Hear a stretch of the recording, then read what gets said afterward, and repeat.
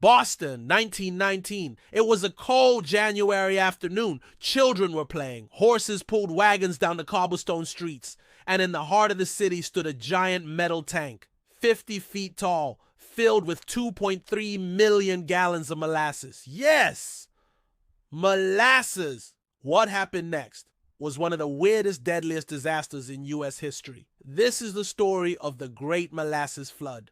The tank belonged to the Purity Distilling Company. Molasses was big business, used in alcohol, ammunition, even fuel. But the tank had problems. It groaned, it leaked. Kids would scoop up the sticky liquid from the cracks for fun. On January 15, 1919, without warning, the tank exploded. With a sound like thunder, the steel ripped apart.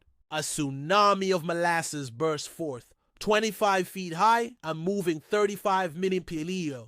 It slammed into buildings, snapped trees, and tossed people like rag dolls. Trains were knocked off their tracks. A firehouse was swept off its foundation. The molasses was hot, heavy, and sticky. Victims struggled to breathe. Some were suffocated, others were drowned. Emergency crews rushed to help, but it wasn't easy. They waded through knee-deep syrup. Horses became stuck and had to be put down. Rescue dogs couldn't smell through the sugar. In total, 21 people died and over 150 were injured. It took weeks to clean the city. Even decades later, locals said that on hot days you could still smell molasses in the air.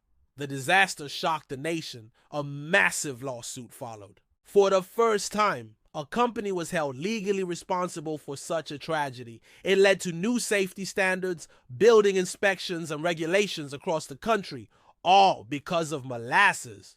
The Great Molasses Flood sounds like a joke, but it was real, and it taught us a valuable lesson. Even the sweetest things, when ignored and mishandled, can become deadly.